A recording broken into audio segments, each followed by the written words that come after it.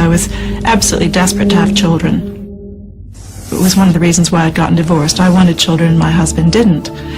So I moved to London thinking it would take me a maximum of 2 years to find myself a new partner and settle down, and I'd be out in the country having my 2.5 children and I'd be totally happy.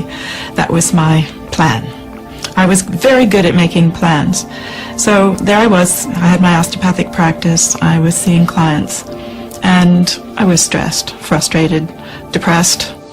And I had been having headaches for years, maybe 10 years. I'd been having these terrible headaches which were getting worse and worse and worse.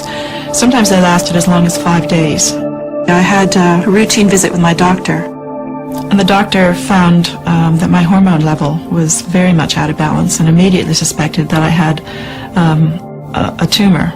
So I was sent for a brain scan and they diagnosed a prolactinoma. It was a huge shock. Huge shock, out of the blue, and I felt at first how unfair.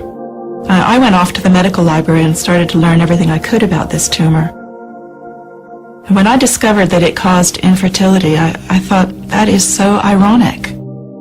Every cell in my body was saying, I want children, and I had somehow created a tumor that stopped me having children. There had to be some reason for this. There had to be, this was too much of a coincidence, I thought. And I got very curious. Because of my alternative medicine background, I decided to treat it alternatively, rather than go for the orthodox drugs or surgery. Ariel decided to utilize neuro-linguistic programming, or NLP, to approach her tumor. So then I got into doing NLP at a much deeper level. Got through the master practitioner level, came home, and was totally inspired as to what I could actually do. I started to really understand what NLP was all about. NLP is a practical form of psychology, which starts from where you are now and looks at where you want to be and uncovers what's in the way. If you have, like my 5-day headaches, and you'd like to be without a tumor in your end state, the journey to get from square one to the end square is, what we actually start exploring with NLP. Ariel made some very interesting discoveries as she began working with NLP. Now, remember, I was the person who thought every cell in her body wanted children. And what I discovered was that deep down, that going back to early childhood, I had such an abhorrence of what my family had been like, that the last thing in the world part of me wanted was to be a mother. And this really, really shocked me.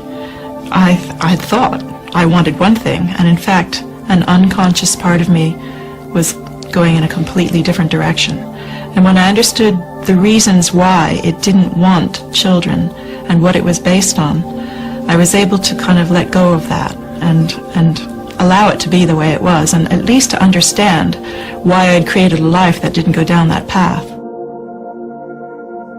One day, I heard myself shouting inside my head. It was like this little voice saying, I'm so sick of this. I just want to be rid of this whole nightmare. I want to be rid of this tumor. And I stopped in shock as I listened to this voice inside my head, and I went, wow, there's a lot of anger in there.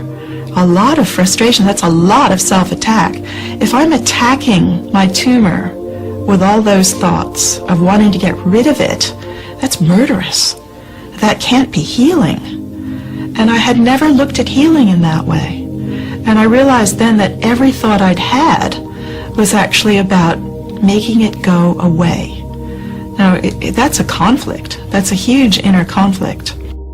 And I decided to look at that a little bit more closely, and I thought, well, what would be the opposite? It has to be acceptance. I thought to myself, well, what would it be like if I really accepted this tumor? And this was quite a few years later, but it was absolutely a turning point in my healing when I realized that my tumor had taken me down a journey I'd never planned. It had taught me things I had never intended to learn. I had changed my career. I had changed my whole outlook. I had learned lots of things about myself and others. I had insights I'd never had before. I'd met amazing people, wonderful people all over the world. I'd had the support of people all over the world. And I realized I liked myself a lot better. And so I thought, okay, I can see that this tumor hasn't been totally bad. What if it has a purpose or a reason for being here? Because obviously it's done a good job so far. So if it's got a purpose for being here and it's still here, maybe there's still a purpose. What would happen if I gave it permission to stay for the rest of my life? It was 6 months after I had that realization and I got to the point of accepting the presence of my tumor. I had my routine blood test and went to see my specialist, and to my surprise, my hormone levels were completely normal. And when my doctor saw them, he just went, "Wow, that's incredible." And, I thought it had been a mistake. I thought maybe the blood test reading was wrong or something. I said, well, so much time has passed and I'm older now. Maybe my hormones have changed. He said, no, can't be that. He said, this can only mean one thing. Your tumor has gone. And he said, this is a real credit to you. I don't know how you've done it. I don't know what you've been doing. But I have to tell you, I've seen you for 10 years and you're not the same person you were 10 years ago. You are completely different. So a miracle starts with a change of thinking. It's like when I changed my thinking about my tumor and I decided it was my best friend and my guide rather than it being the worst thing that had ever happened to me. That was the miracle. When I gave it permission to stay to the end of my days, that was the miracle. People think it's the end result, but it's not the end result.